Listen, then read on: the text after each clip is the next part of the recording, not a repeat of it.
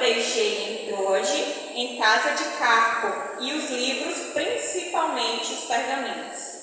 E aí vamos pular lá para o 16, que diz assim: ninguém me assistiu na minha primeira defesa, antes todos me desampararam, que isto lhes não seja imputado. Mas o Senhor assistiu-me e fortaleceu-me para que por mim fosse cumprida a pregação, e todos os gentios a ouvissem, e fiquei livre da boca do leão. E o Senhor me livrará de toda a má obra, e guardar-me-á para o seu reino celestial, a quem seja glória para todos sempre. Amém. Essa passagem que nós lemos agora é uma carta, acredito que seja a última carta de Paulo, e Paulo está escrevendo para o seu verdadeiro filho na fé, Timóteo. Timóteo também muito conhecido, a partir do capítulo mais ou menos 11, 12 lá de Atos, ele é citado como um dos exemplos de membro. E Paulo se interessa pela vida e conduta desse jovem e toma para si como discípulo. E desde então Timóteo passa a caminhar junto com Paulo, fazendo aquilo conforme Paulo o orientava. E aí, nesse momento, eu quero que nós venhamos conhecer um pouco de quem era Paulo. Como nós sabemos, Paulo ele era judeu da cidade de Tarso, teve como professor Gamaliel. Na nossa linguagem, então, aqui nós já entendemos que Paulo não era qualquer Zé Doidinho, né? Ele era bem gabaritado. Paulo, ainda sendo Saulo, assistiu ao apedrejamento de Estevão, assim como também é relatado lá em Atos. E após o apedrejamento de Estevão, Saulo se assumiu como perseguidor oficial da igreja. Pediu cartas para onde encontrassem aqueles que serviam ao Cristo fosse morto. Tem também a versão onde nós conhecemos que Paulo teve um encontro com Cristo, né? E ele sabia muito bem quem ele perseguia. No momento do encontro com Cristo, a reação de Paulo foi dizer: quem és tu, ó Senhor? Ou seja, ele sabia muito bem quem ele perseguia. Ele sabia quem era o grande eu sou que ele perseguia. E durante toda a sua conversão e caminhada com Cristo, e na escrita dos seus 13 livros, Paulo ele relata uma vida de peregrinação sobre a terra e tomou para si a missão de fazer o reino propagado e expandido nesta terra. E lá em Atos 16, Paulo toma Timóteo como seu discípulo. E agora vamos conhecer quem é Timóteo. Timóteo ele é um jovem filho de Eunice e neto de Lloyd, ambas judias. Existem relatos de cientistas e historiadores que acreditam que essas duas mulheres se converteram na primeira viagem de Paulo a Roma. E pelo caminho até Roma, Paulo passa na cidade e essas duas mulheres se converteram ao cristianismo através de Paulo. Existem também relatos em que essas duas mulheres que criaram Timóteo como vó e mãe, porém a Bíblia não fala da paternidade de Timóteo. Em Timóteo, em Atos também, Timóteo é citado como exemplo de membro, e a Bíblia, por não relatar a paternidade de Timóteo, nos deixa um pouco curioso, porque nós sabemos que a base familiar é pai, mãe e filhos. Mas é interessante que quando Paulo vai escrever as cartas a Timóteo, ele saúda Timóteo e ele diz que Timóteo é o seu verdadeiro filho na fé. E aqui eu entendo que até nesse detalhe Deus cuidou de Timóteo, preparou um pai na fé. E eu sou suspeita de falar porque eu tenho um pai na fé e eu sei o quanto é maravilhoso e gratificante ter um pai na fé. E agora vamos entender o contexto da passagem onde nós lemos. Na situação onde nós relatamos, em 2 Timóteo 4, Paulo está preso.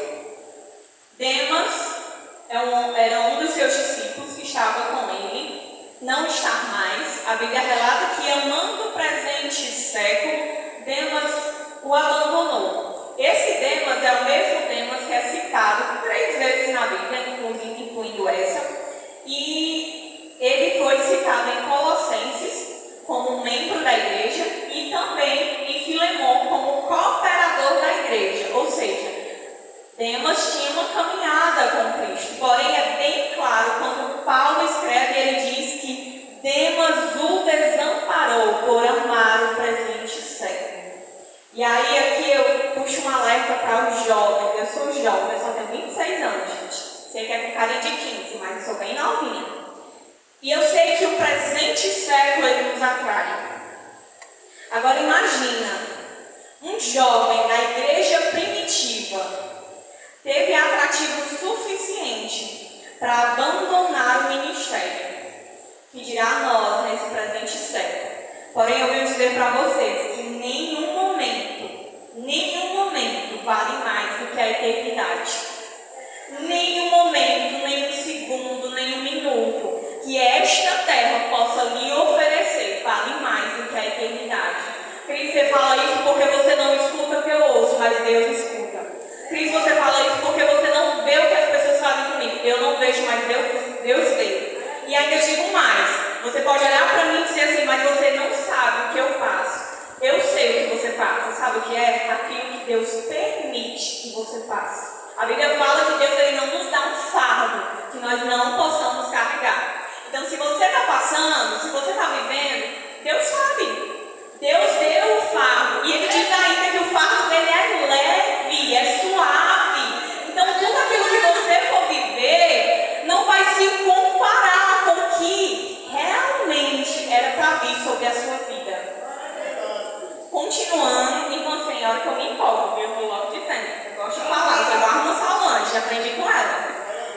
E aí, Paulo escreve essa carta a Timóteo com alguns pedidos e alguns direcionamentos. E aí ele pede para que Timóteo traga Marcos. Gente, quando eu leio esse versículo, eu fico impactada com a tamanha maturidade de Paulo. Sabe quem é Marcos? Marcos foi um jovem que lá em Atos, Paulo teve atritos com ele. Paulo era uma pessoa difícil de lidar.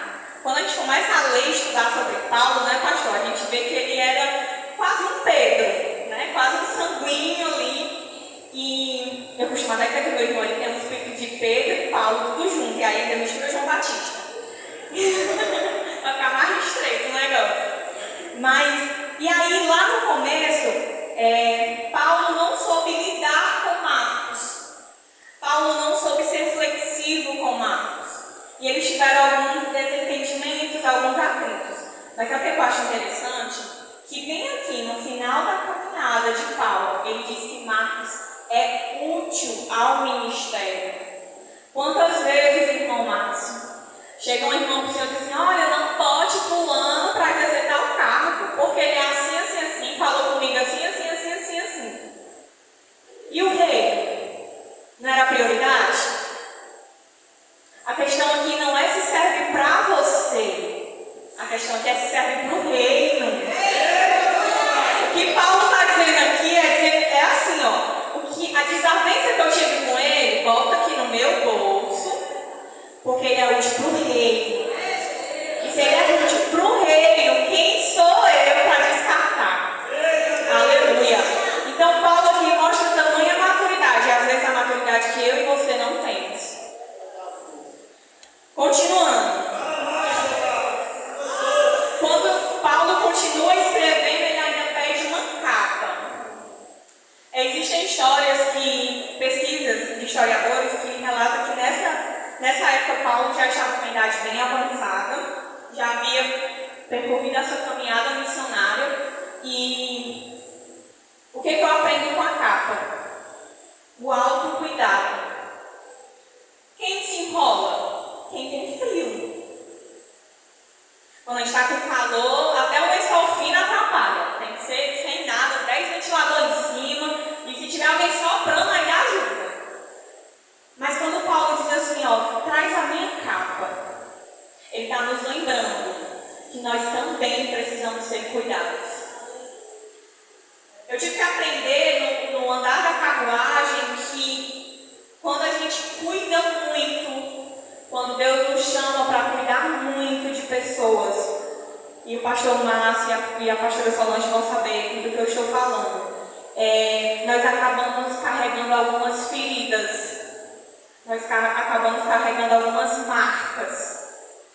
E às vezes a gente até se blinda, se fazendo de forte. Eu não preciso ser cuidado por ninguém, mas por dentro a gente está, Jesus, manda alguém para cuidar de mim. Jesus, manda alguém para curar aqui a minha dor. Mas Paulo está dizendo assim, olha, não importa a missão que Deus te entregou, você precisa ser cuidado. E é difícil nós aceitarmos cuidado de alguém quando a gente está no papel de cuidar. Mas quem cuida, deixa eu te lembrar, quem cuida precisa ser cuidado. Ou se você é cuidado, cuide daquele que cuida de você. Não lembre daquela pessoa só quando você tem um monte de problema e ela tem a palavra certa para você, ela é a que ora por você, ela é a que chora com você. Não. Quando você estiver bem, eu acho que aquela pessoa está precisando de uma oração. Vou ligar aqui para ela bem rapidinho. Eu tenho uma amiga que mora em Quixadá. Quando a gente entra nessa vida missionária, Deus vai dando uns amigos assim, bem distantes para a gente. E aí eu tenho uma amiga em Quixadá que eu acho muito interessante a minha ligação com ela, porque nós não somos todos os dias de estar mandando mensagem, Não é assim. Às vezes ela está na faculdade, ela liga para mim, Cris, oi. E ela diz assim, amiga, tu tá bem? Eu, tô bem. Pois, Cris, eu estava aqui, lembrei de orar por ti. Eu, pois vamos orar agora. Fecha o olho e vamos orar, nós vamos. Às vezes ela está chorando, passando por um problema, ela liga para mim, Cris, assim, pois fecha o olho aí que nós vamos orar agora. Às vezes é uma mensagem, Cris, ora por mim, amém, amiga, eu vou orar. E ali naquele momento eu fecho meu olho e oro. Eu não sei qual o fardo que o irmão está passando, então se ele está me pedindo oração, ou se eu sinto que o Espírito Santo está pedindo que eu oro. E é como foi falado aqui, não seja culpado pelo sangue de ninguém.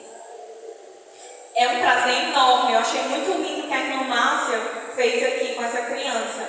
Lembrar todos os meses, sabe o que é isso? É o prazer de ser aquele que foi responsável por trazer uma alma para o Senhor. Agora não queira saber qual é o tormento de ser culpado de uma alma que foi para o inferno. E esse tormento, irmãos, talvez a cura não venha, porque uma alma que foi para o inferno é uma eternidade. Hoje eu estava conversando com Sara e aí a gente falou brincando e ela disse assim, o para sempre não é para sempre, só de Deus. E aí eu disse para ela, o nosso para sempre ele é mentiroso. Eu posso dizer assim para alguém que você seja feliz para sempre, que não, o para sempre dele vai acabar. Agora o para sempre de Deus é eterno. E assim também como o para sempre no inferno é eterno. Nós não podemos negligenciar isso. Existe céu, existe inferno. E você tem que ter medo de ir para o inferno. Você tem que lutar todos os dias com a sua força para ir para o céu. Amém? Os irmãos vão olhando para mim com os olhos tão arregalados que eu estou com medo. Pode eu não sei se eu volto, mas eu amei a oportunidade, eu vou dizendo. Continuando, Paulo ainda pede os seus livros e pergaminhos. E quando ele pede seus livros e seus pergaminhos, eu entendo o quê? A Bíblia fala que luz para os meus pés é a tua palavra, né? Para o meu caminho, para iluminar. E quando Paulo diz assim, traz os meus livros e os meus pergaminhos, para que eu não me esqueça quem me motivou a dar o primeiro passo. Quantas vezes durante a nossa caminhada nós não precisamos dessas lembranças? Quantas vezes durante o nosso andar nós precisamos dessas lembranças? De lembrar realmente quem nos motivou a dar o primeiro passo. Irmãos, a caminhada missionária, ela não é fácil. Não é fácil. Mas eu estive estudando e o tema que foi proposto é tão real, porque missão não é só o missionário que sai desse país e vai para outra nação. É também, isso é missão. Mas a missão, para acontecer, propriamente dita, ela precisa de um conjunto. E aí eu não sei qual foi a missão que foi apresentada para você, eu não sei qual a sua visão em relação à missão. Eu não sei qual o seu papel dentro da missão. Não sei. Todos nós temos um papel dentro desse plano perfeito chamado missão. E o conceito da palavra missão é incumbência que alguém deve executar a pedido ou ordem de outro. A irmã Solange pode dar uma missão para qualquer irmã aqui, fazer alguma coisa, ornamentar a igreja no domingo, pronto, como foi dito aqui. Isso é uma missão, ela deu uma incumbência para alguém. E Deus nos deu uma incumbência de forma geral. Ide por todo mundo e pregar o evangelho. Essa foi a missão. Como que você vai fazer? Aí você descobre, certo? A incumbência e a ordem ele deu. Agora, onde você se encaixa no plano perfeito, aí é com você. E baseado nisso, nesse relato de Paulo, de Timóteo, Deus tem nos revelado 3 princípios sobre missão. E o primeiro é a disponibilidade para fazer. Missão é feita com aqueles que querem, certo? Então, quando eu me disponho a fazer, eu me disponho a viver o que Deus tem preparado para mim. A Bíblia fala lá em Isaías que se eu ouvir, crer e obedecer, eu comerei o melhor desta terra. Alguns só pegam o melhor desta terra, né? E pronto, acabou. Não, mas é condicionado. Se você ouvir, se você crer e se você obedecer, aí o melhor desta terra vem. Porque isso é disponibilidade. Eu estou disponível a ir, eu estou disponível a abençoar, eu estou disponível a orar. É disponibilidade. Então, o primeiro princípio de fazer missão é a disponibilidade. Amém? Amém. Glória a Deus. O segundo é a obediência em fazer. E o que é obediência em fazer? É fazer o que Deus manda, quando Deus manda e como Deus manda. O que de fato isso significa? Quando Deus manda algo, Ele te dá a situação e te dá recurso. Deus te abençoa para que você abençoe outras vidas. Deus ele não vai te abençoar por uma finalidade apenas por te abençoar, não. Afinal, o reino não se resume só em você. O reino é coletivo. Então, Ele te abençoa para você abençoar outras pessoas. Mas, irmã, eu só tenho R$10 e Deus mandou dar R$5. Eu dei R$5. Mas, irmã, é o dia da merenda da semana. Mas deu R$5, homem. Deu R$5 que é melhor. Porque você não dá R$5, aí Deus vai dar, né? Você lá mandando pegar o dinheiro, você perde o dinheiro. Aí ficou seus R$10. Deu em nada, nem que nada. Então, deu os R$5.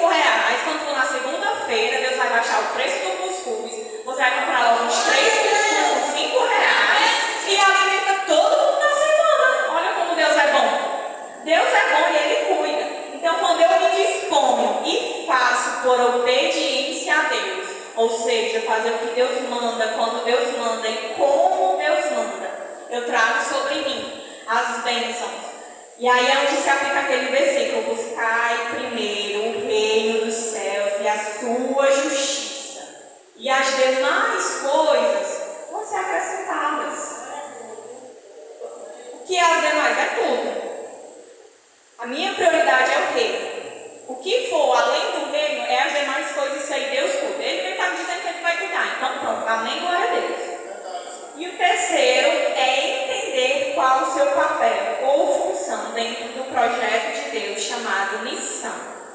E quando eu digo entender qual o seu papel, é onde eu vejo que muitos negligenciam dentro da igreja a respeito do seu chamado.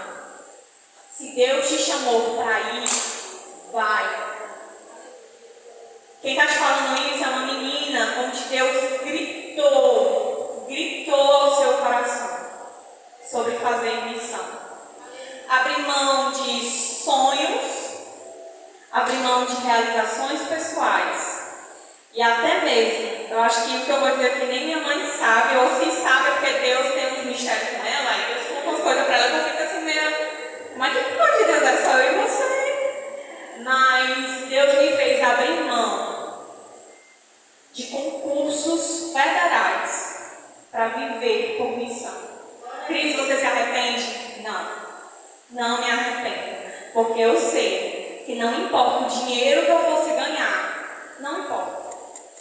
Não dá para mensurar com a felicidade que eu sinto de uma criança se rendendo aos pés do Senhor, de um homem chorando e dizendo: eu quero esse Jesus, de uma mulher se rendendo aos pés de Jesus e dizendo: eu quero esse homem na minha vida, eu quero esse Jesus que vocês tanto pregam.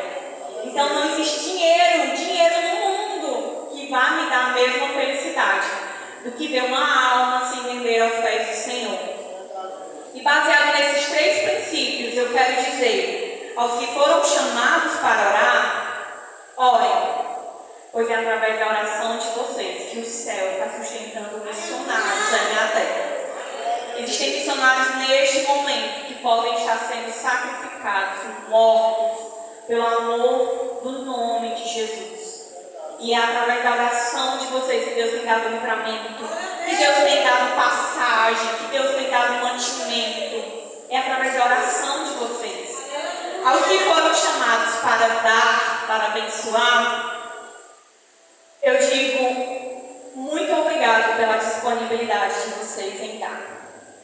Porque no meio de um mundo onde nós vivemos voltado e totalmente contaminados com esse sistema capitalista, abrir mão de bens e valores não é fácil. Mas a obediência de vocês tem mantido missionários, tem mantido o reino na terra, tem mantido pessoas firmes. E é isso que faz a diferença, porque não é só o missionário lá sozinho, é vocês todos juntos. E as igrejas que enviam, eu digo, continuem sendo o ponto de apoio desses peregrinos. E aos que foram chamados para ir, eu digo, a obra de Deus vai sempre ser maior do que nós imaginamos ser capazes de fazer. Mas Deus, como também foi dito aqui, Ele nos capacita. Ele nos capacita. E o tempo dele é perfeito. Então você, os pés que foram chamados para ir, e tem medo do amanhã, medo do que vai acontecer, ou medo de como vai acontecer, eu digo, não tenha. Não tenha, porque quem chamou, Ele é capaz, totalmente capaz, de fazer brotar a água da rocha. Ele fez o mar se abrir para salvar uma nação. Ele fez o maná cair do céu e alimentar o povo. Ele fez roupa crescer para não precisar comprar. Deus cuidou do povo no meio do deserto. Ele cuidou do frio, Ele cuidou do calor. Então, se um Deus tão grande, tão poderoso foi capaz de fazer isso tudo por uma nação que murmurava, imagina um coração grato. Imagina uma vida rendida aos pés dele. E para finalizar, eu estou aqui com a blusa da última escola missionária no qual eu servi, eu e meu irmão, nós tivemos essa oportunidade, e também o meu namorado.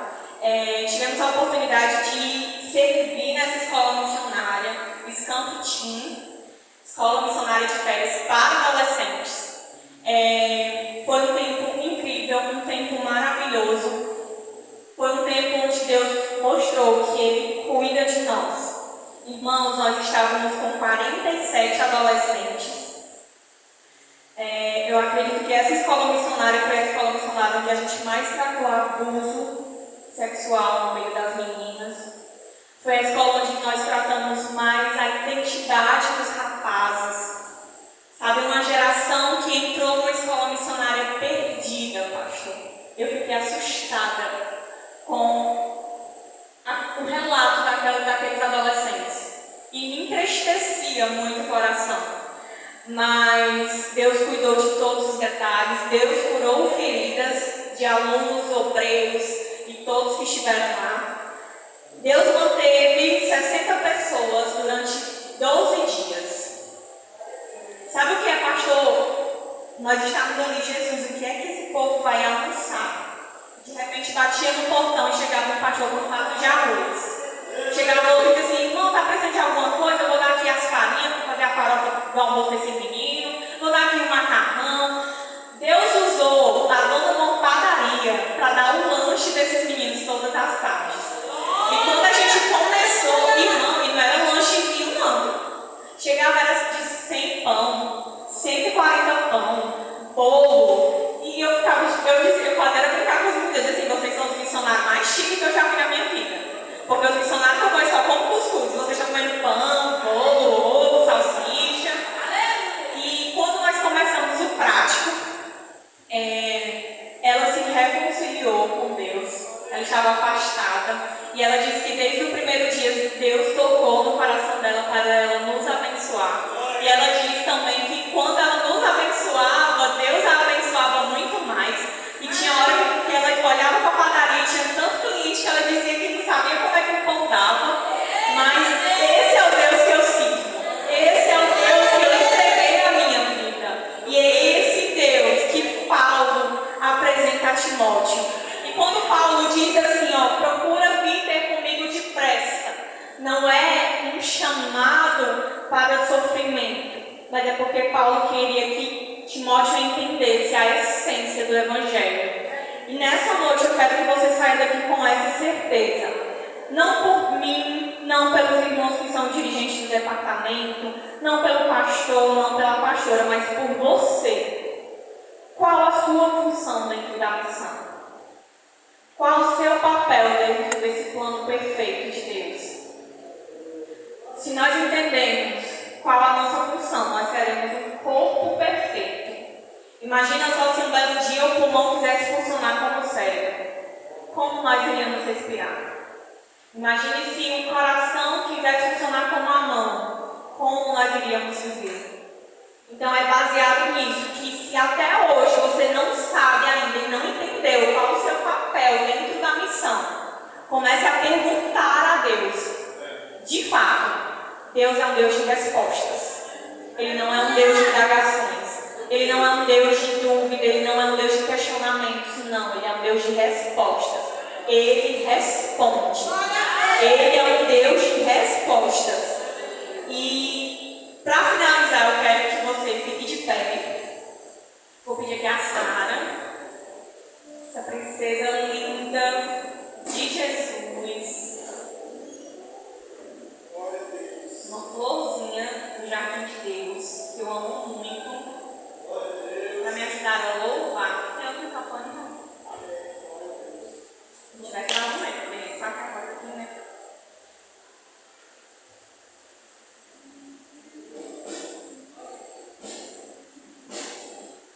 E dessa canção, eu quero que você faça realmente da sua oração. Eu digo muito isso, gente, de fazer canção e oração, porque quem louva muito vai entender o que eu vou dizer. Que vocês já prestaram atenção que quando nós louvamos, a nossa alma, ela se derrama, ela se abre. Então, quando eu louvo, quando eu exalto a Deus e faço desse louvor ou qualquer outro como oração, eu estou conectando a minha alma com Deus. E eu quero que esse louvor você faça da sua oração. E se de fato você estiver disponível a dizer isso a Deus, cante. Cante não só de um bom